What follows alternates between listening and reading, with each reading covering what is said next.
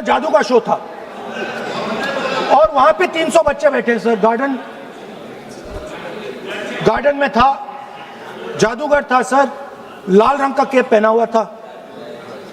उसके सामने 2-3 मेजें, टेबल्स, एक पे वो टोपी, एक पे 2-3 बॉल थी, उसके इंप्लीमेंट्स थे। उसने शुरू किया सर। पहले उसने पहले टोपी उठाई और टोपी में से उसने खरगोश निकाला ऐसे। बच्चे देख, सर सुनिए सर, कनेक्टेड है टोटली। उसने खरगोश निकाला सर, बच्चों को बहुत मजा आया, हम देख रहे थे। उसके बाद सर वो जगलिंग शुरू की सर। वो 6 बॉल थी, उसमें बीच में गायब कर दी। बच्चे बिल्कुल हैरान, हम तालियां बजा रहे हैं, हंस हंस के तालियां बजा रहे हैं सर। उसके बाद क्या हुआ सर, वो मेज थी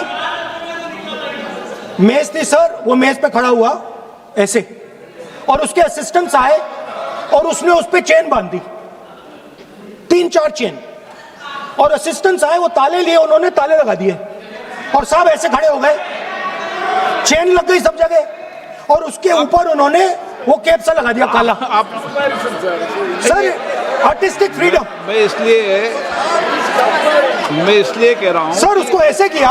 आप प्रतिपक्ष सर मैं कर रहा हूँ सर, प्रतिपक्ष के नेता, ये पुराने समय की जादू की नो, ये ठीक नहीं है। Not fair.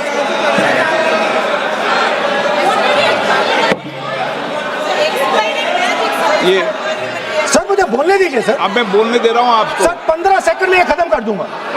नहीं सर तो ऐसे खड़ा हुआ और उस पे वो लगा दिया कैप और स्टॉपवॉच शुरू कर दी। 1 मिनट 3 मिनट का टाइम दिया सर। 3 मिनट वो ऐसे ऐसे अंदर कर रहा था उसके। सर 3 मिनट बाद क्या हुआ, उसने अपने असिस्टेंट बुलाने शुरू कर दिए, कहा कि भैया इधर आओ इधर आओ इधर आओ। वो आए, उन्होंने कैप उतारा, उसके ताले वहीं के वहीं, वो फंसा पड़ा। हम हंस हंस के मर गए सर, ये हो क्या रहा है। 300 बच्चे सर हंसना शुरू कर दिया। क्या था सर? अब हुआ क्या, मैं आपको बताता हूं, इस कनेक्टेड है सर।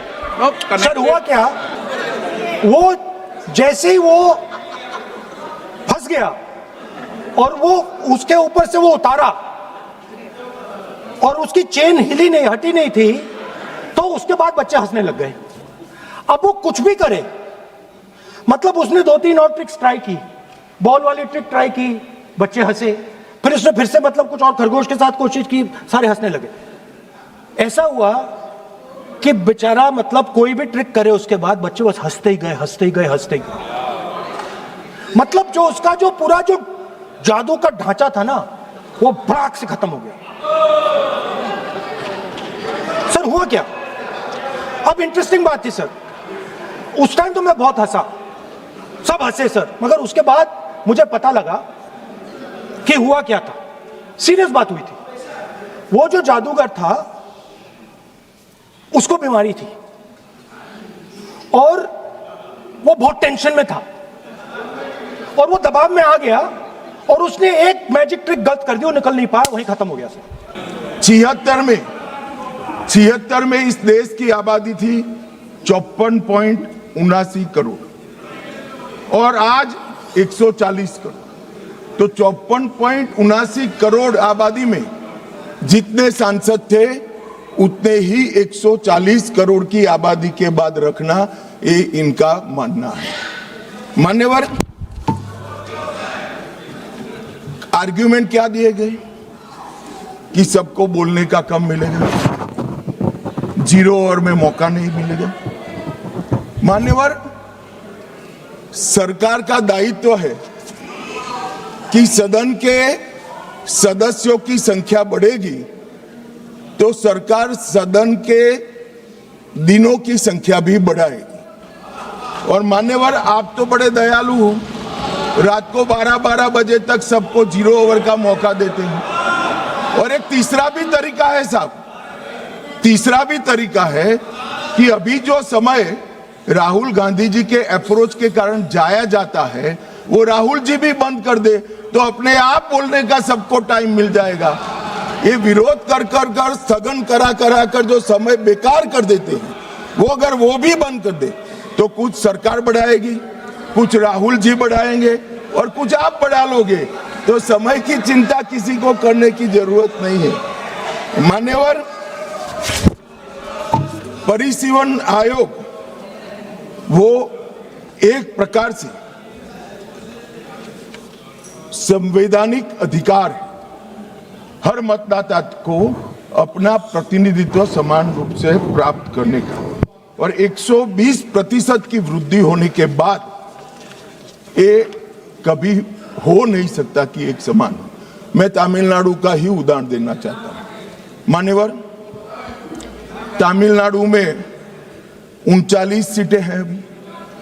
अगर डीएमके का मानकर हम इसी 543 सीट में आरक्षण करते हैं तो 13 सीटें महिलाओं के लिए आरक्षित हो जाएगी और 26 सीटें ओपन रहेगी। अगर 2011 की जनगणना के आधार पर करते हैं तो तमिलनाडु की सीटें 6 कम हो जाएगी, परंतु हम वो नहीं कर रहे। हम 50% वृद्धि हर राज्य की कर रहे हैं, जिससे किसी का प्रोरेटा नहीं। तो अब क्या होगा, 59% सीटों में 20 सीटें बढ़ेगी और 39 सीटें महिला ओपन रहेगी और 20 सीटें महिलाओं के लिए आरक्षित रहेगी। मान्यवर,